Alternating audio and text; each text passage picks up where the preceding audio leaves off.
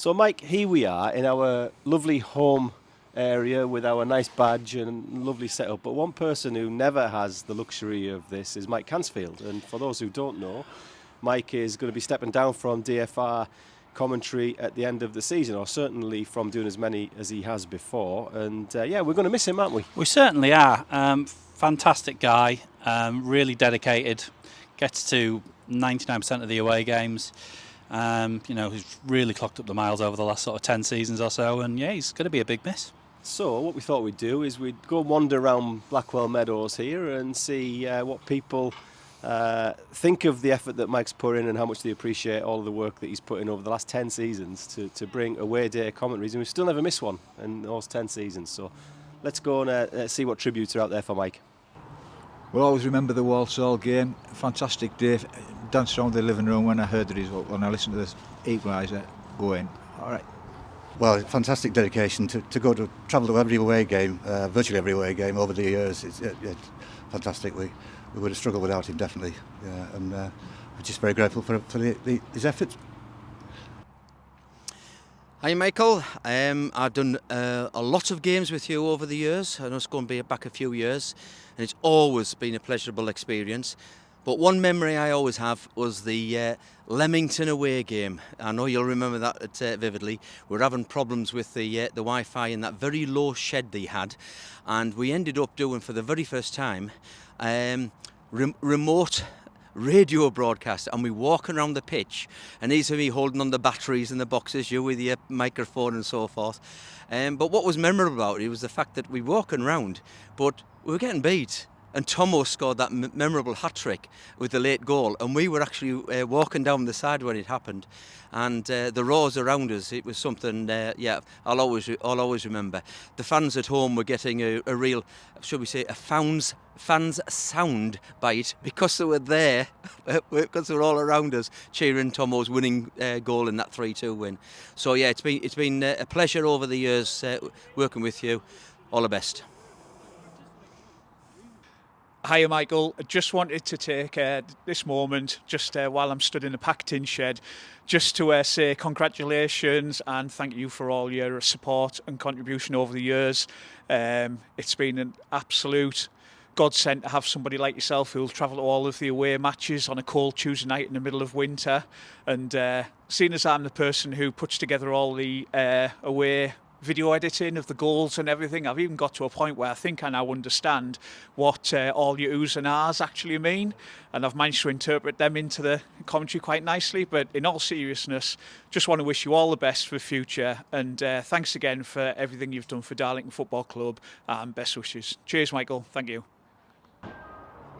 Hiya there, I'm just having a quick word with Stuart here about Mike Cansfield, our great man who's done for 10 years on the away travel, on the away games, doing the commentary.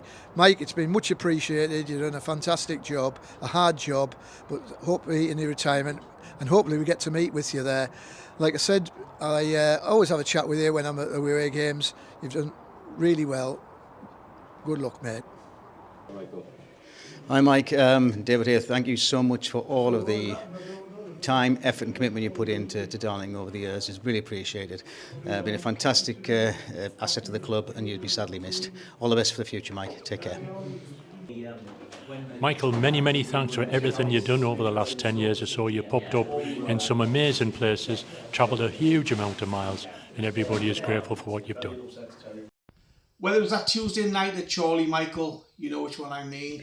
Whether it was that Saturday afternoon at Rush Hall, perched up high on that scaffolding on a windy day, and whether it was that Saturday afternoon at Warrington where we were shoved into a corner and we could hardly see anything, it was always a pleasure, and I'm sure I echo the sentiments of Darlington fans all around the world who thank you for your time and efforts and wish you all the best for the future.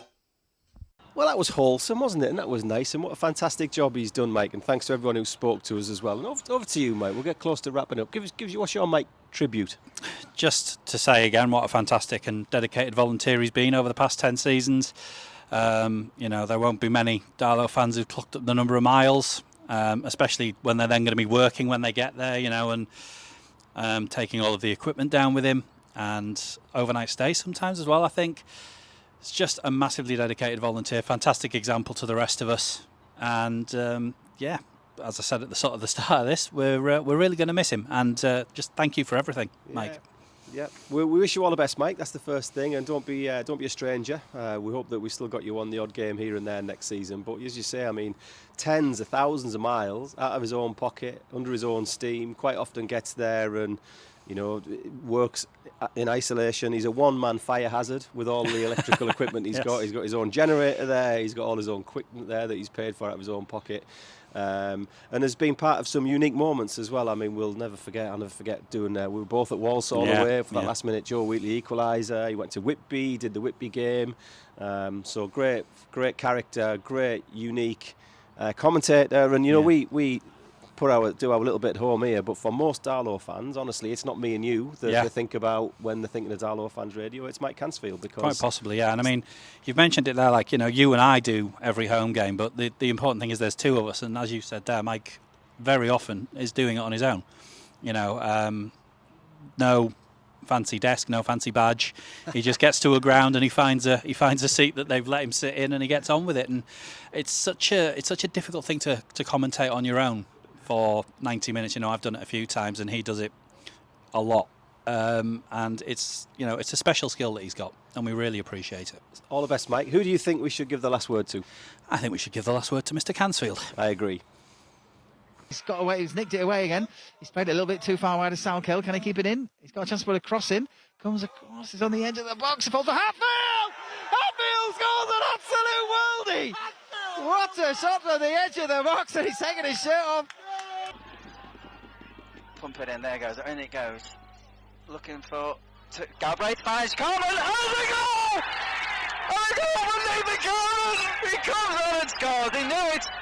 Oh, you're dancing, Vicky. He scored. Back for Rose. Rose is looking for options. Chips it into nicely to Lambert. Lambert finds Rivers. Rivers in the penalty box. This goes back to goal. Oh, and a lovely reverse ball for Lambert. Oh, what a goal! What a goal! What a reverse ball there from Jarrett Rivers. A great run from Jack Lambert, and he just blasted that to the right of the keeper. They should stop him. Now Will Hatfield's got a chance to come away with it. Good ball there. And this DeSantos has got some space. He's found by Headley. He's over the halfway line. He's getting fastly moored into the goal. Oh! What a goal! What a goal by Kevin DeSantos! What a goal! To Caton. Caton's whizzing on the ball. He gets a cross in again, low and hard. Comes all the way to Stephen Thompson, and it's a goal! Stephen Thompson scores for Wellington. The cross comes in. He pulls the cross back. Stephen Thompson's way in there, and he smashes it into the corner. Oh no, it's Mitchell. Sorry, it's Adam Mitchell takes it back foot, swings it in, falls to go. And he completes his hat-trick. It's 5-0 to Darlington now. Cleverer with those balls forward. Oh, and Hatfield just won the ball back again, standing strong. And he finds Campbell, and he found Thompson in the penalty box, puts the cross in, pulls it into the box, shoulder shoots. Oh, so the room's on a shot, Holness, and it's a goal! A goal for Robert Holness after 16 minutes. Buries in the bottom left-hand corner.